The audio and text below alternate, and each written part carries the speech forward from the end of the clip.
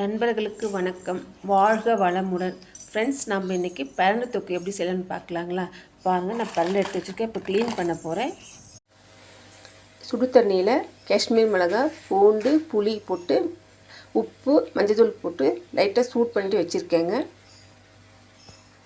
தக்காளி வெறும் வானலில் ட்ரை ஹீட் ஆகிறதுக்காக வேண்டி இப்போ வச்சுருக்கேங்க. பரண்டை தொக்கு செய்ய போகிறோங்க. மிளகாய், பூண்டு, தக்காளி, புளியெல்லாம் போட்டு அரைச்சிட்டோங்க. இப்போ பரண்டையை வந்து தாளிக்கலாங்க. எண்ணெய் வந்து அடுப்பில் வச்சுருக்கேங்க. எள்ளெண்ணெய் ஊற்றிருக்கேன். எண்ணெய் காஞ்சோடனே கடுகு போடலாங்க.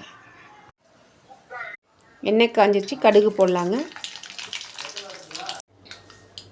அப்புறம் வந்துட்டு சீரகம், வெந்தயம், கருவேப்பிலை போடலாங்க. பெருங்காயம், இஞ்சி, பச்சை மிளகாய், வெங்காயம் போடலாங்க. வதங்கட்டும். ஃப்ரெண்ட்ஸ், வெங்காயம் நல்லா வதங்கிடுச்சு. இப்போ நம்ம பரண்டை போடலாங்க.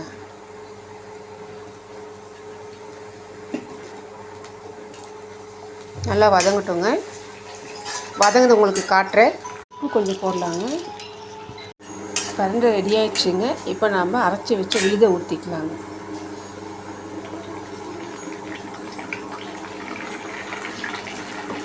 எல்லாம் போட்டு நல்லா மிக்ஸி விடலாங்க. நல்லா சுருண்டு வரணுங்க. சுருண்டு வரும்போது ஆஃப் பண்ணலாங்க.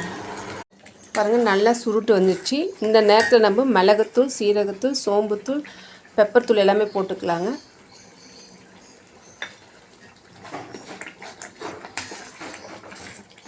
இதை நீங்கள் ஒரு 10 days முன்னாடி வெளியே வச்சு யூஸ் பண்ணலாங்க. ஆனால் மேலே வந்து எண்ணெய் நிற்கணுங்க. அப்போ தாங்க நமக்கு கெடாமல் இருக்கும்.